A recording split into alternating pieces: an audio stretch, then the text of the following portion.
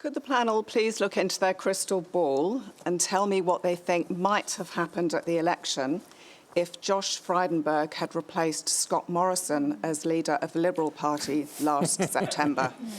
Well, Andrew Bragg, we might go to you first on that. Well, thanks, Caroline. Thanks, David, for that opportunity.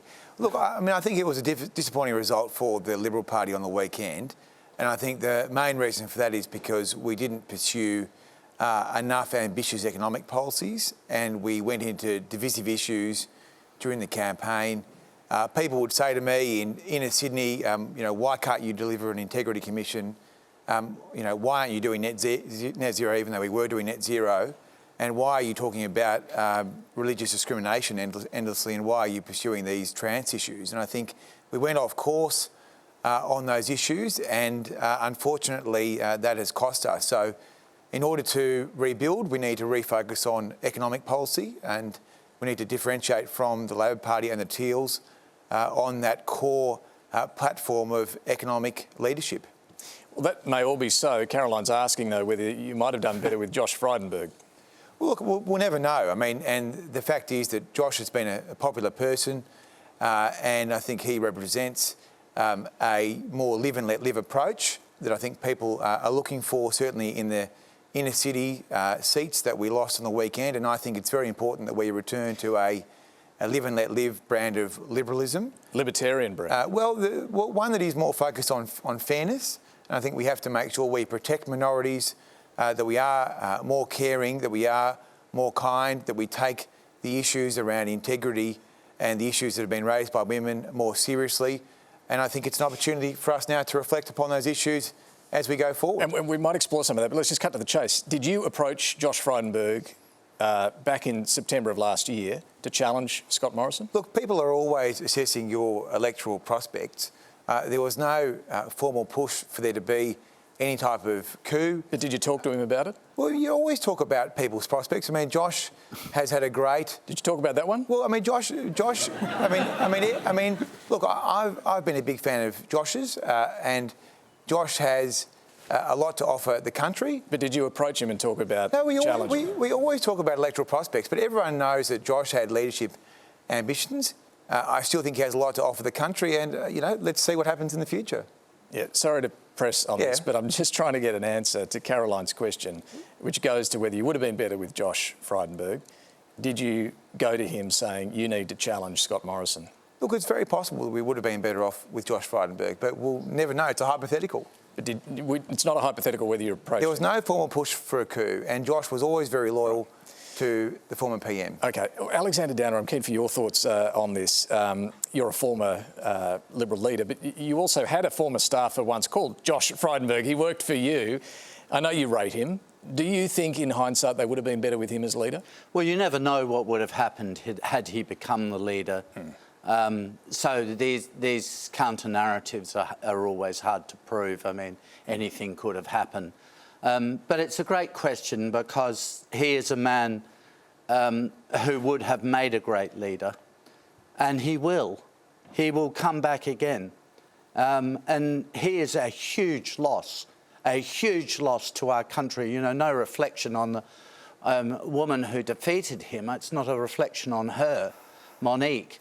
But he is somebody with great integrity, a great intellect, a lot of personal charm, and an incredibly hard worker. So, I think he is a tragic loss to the Parliament, regardless of party politics.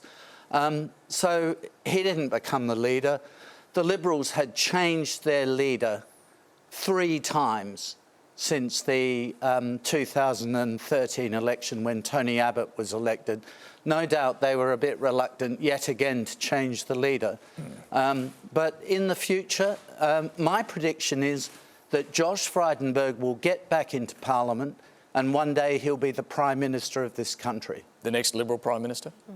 I don't know about the next, but he will achieve that eventually. Monique, I am keen for your views on this. Look, it is a complete hypothetical that Caroline's asking, but it's a fascinating one.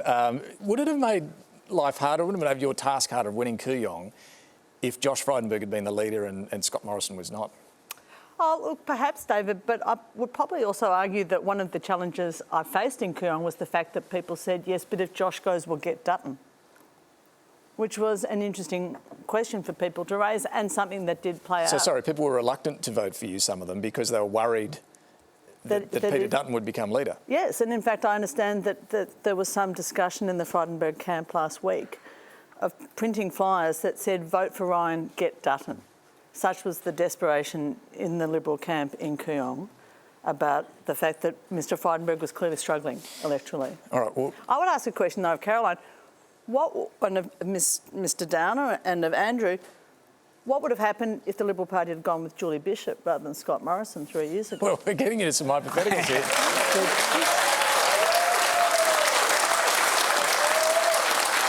I suspect we'll get a similar hypothetical non-answer over here. But Caroline, I'm going to ask you, would it have made a difference to your vote? Probably not, but I'm very, very keen to see much greater diversity in our government.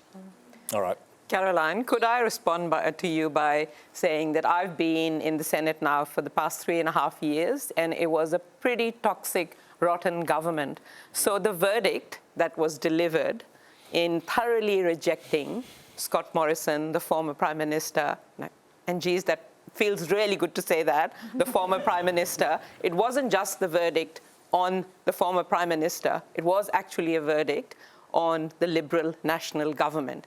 And Josh Frydenberg had been in a key leadership position in that particular government. So I don't think we would have had a much different outcome. But what I am seriously concerned about now is that Peter Dutton will become the opposition leader. This is a man who boycotted the apology to the stolen generations. This is a man who engaged in really outrageous fear-mongering on the so-called African gang violence in Melbourne.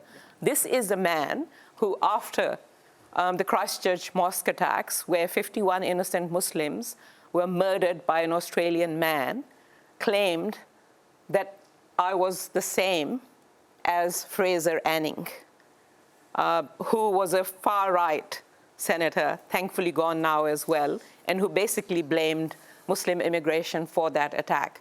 So I am very concerned that we will get into the same divisive politics that have been under Tony Abbott, under Scott Morrison. And I think the Liberal Party should think really hard in choosing the next leader. We will come back to...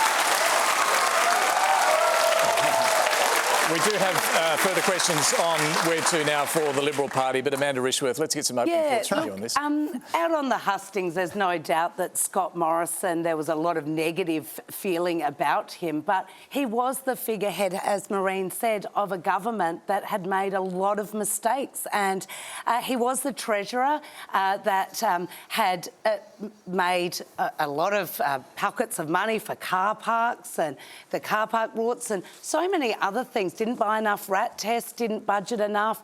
So there are a lot of mistakes the government made in which, yes, Scott Morrison was the leader, but I think the concern and the frustration out there in the community went much further than Scott Morrison. He became a symbol of frustration with the lack of action on climate change, the lack of an ICAC, the lack of action on and appreciation of cost of living pressures. I think he became a symbol of what was becoming a very unpopular government.